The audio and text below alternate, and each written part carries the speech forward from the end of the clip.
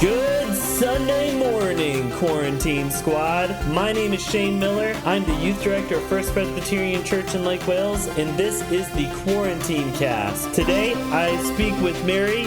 We talk about Kittens and church opening up on June 7th. For more information about First Presbyterian Church in Lake Wales, go to www.fpclw.org.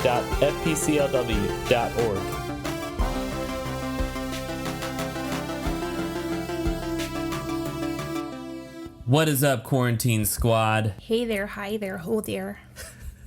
What was that? I don't remember what that's from. What made you want to introduce this podcast with hey there, hi there, ho there? I didn't know what else to say.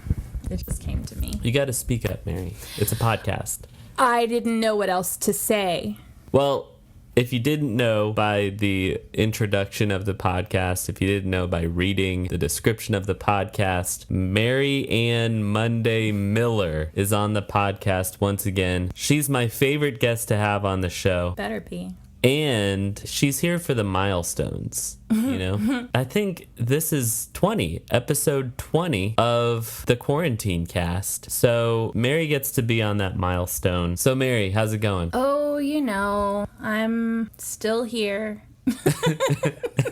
So our cat, Elle, had kittens in May. Where am I? In May 5th, Cinco de Mayo kittens. 5 kittens. They're about like 3.5 weeks old now. If you've never experienced kitten life, when they're very young, their mom has to stimulate them for them to be able to use the bathroom. And so, I mean, you can just imagine what that looks like. But at 3.5... Wait... You're talking about kittens, and that's what you want to tell our students. The stimulation they need to go to the bathroom. I'm just getting to the what point. What about their eyes, their ears, the fluffy hair? All right, go on. I'm talking about the milestones here, Shane. All right. And the milestone that we've hit is that now they're old enough that they don't need stimulation to go potty. Also, they are starting to smell and be attracted to food, like the one that licked your pizza the other day. That was upsetting. They're walking. Today's the first day that they've been walking on the ground. Up to this point, we've only let them be in a box or on the bed or on a blanket on the floor. Very closely monitored because we're afraid of stepping on them because they're so tiny. But they're not little babies anymore. They're becoming little toddler kittens. So it's super cute. What are the kittens' names? So we have my tortoiseshell kitten. Her name is Luna. And we have a little gray cat that Mickey named Scar, but Ezra can't pronounce Scar, so he calls it Scarf. So I call it Scarf because I think that's hilarious. We have 2 black twins. One is Onyx and one is Bowser. And then we have a little gray striped one that you named John Owen, but Ezra calls it Grandpa Joe, and so that's what I call it too. Because, again, hilarious. Because my names don't count. Because you have no say.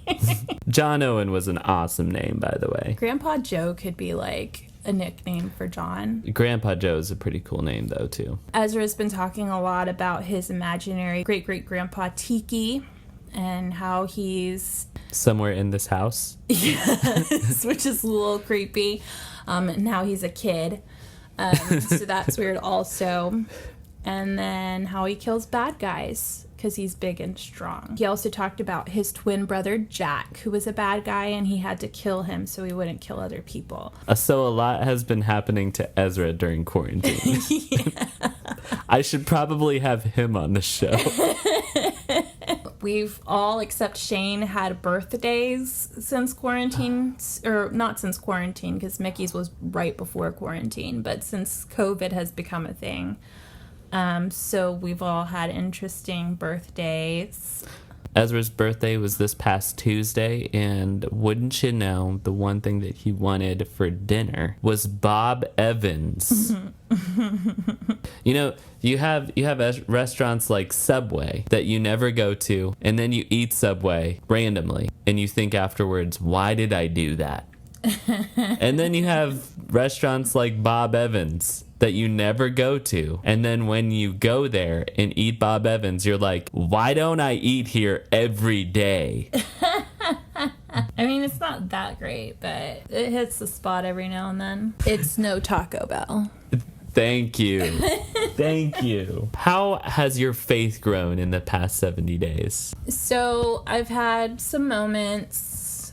I haven't really doubted my faith in a long time. I've seen what Christians call backsliding, if you will excuse my Christianese, in my faith, where I neglect reading scripture, neglect praying, neglect my relationship with God, and don't think about Jesus too often. But I usually do not get to the point where I wonder, am I really saved? I haven't had that type of experience in a really long time, but I have had that in this time, again, for the first time in a really long time, where I felt utterly forsaken by God because of my own sin. When you struggle with something, part of the struggle is trying to not do it. And so I find myself in prayer God, please help me not to fall into this sin again. And then when you fall into it anyways, it feels like, wow, God has left me to my own devices because he's given up on me, which is totally not true, totally a lie from Satan, but it feels very real in the moment. And I know I'm not the only one who has experienced that. So I still need Jesus to continue to speak the truths, the opposite of those lies to me. I'm still clinging to the hope that those things are not true, but I know ultimately that when those types of things happen, those things are going to grow me in my faith. I'm going to become closer to Christ. He's going to be glorified in the end. He's going to redeem those situations. And so I have hope and faith in those things. But yeah. Something else I want to talk about, Mary. June 7th. That's when church is opening? That's when church is opening. Man. What are you looking forward to the most? Seeing people. But it's going to be super hard not to hug people, and man, it's going to be hard. It's going to be weird. And then people wearing masks and stuff, but it'll be so good to be around my Christian brothers and sisters. There's so much in just being face to face and having a conversation with someone in real life that you can't replace with Zoom or text messaging or, YouTube videos. So I really look forward to that, but I don't look forward to having to get all of the kids dressed and ready for church again. Oh yeah, I didn't even think about that. Make sure they're showered and brush their teeth. I've gotten accustomed to being able to just grab myself a cup of coffee and a kitten and sit in my couch and watch the service online. So they'll let us bring our kittens. We'll see. Yeah, I'm really looking forward to it. I have to say, I helped lead worship several weeks back when I did the senior charge. And so I did a lot of the things that Mackie would do during worship, like pray the Lord's Prayer, confession of faith, invocation.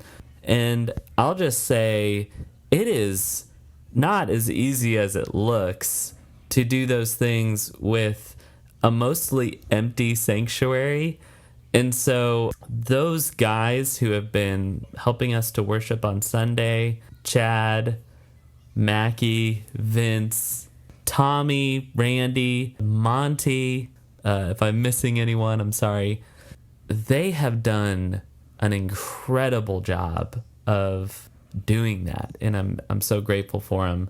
But like Mary, I am super excited to see everyone again. I'm also excited to start doing some youth things. It probably won't look like what Wednesday night would look like, but we will definitely keep you guys updated. And I'm not going to share it on this podcast. There will be a special bonus announcement on another podcast coming on Sunday as well. So be ready for that. I have something I want to say. Shane keeps bringing up MySpace, and I can't find it because I'm old and I can't find my old login information for my old MySpace account. But you guys are so young and hip and technologically advanced, and you like code or something. I bet you could find it if you tried really hard. Shane's old MySpace account has a lot of really cool treats on it. Songs that he wrote and recorded, pictures of him, facial hairless and long greasy hair, girl jeans and emo shirts. Just a treasure trove of goodness. So I challenge you guys to go look and find those things, because man, he'll teach you how to clap your hands. I don't know what she's talking about. What is that? How does that song go? What if I clap my hands like this? Is a song I wrote. Super, super deep lyrics, wonderful melody. It's worth the search. So. It was the hit of the decade when I wrote it. Well, Mary, thank you so much for coming on the podcast again.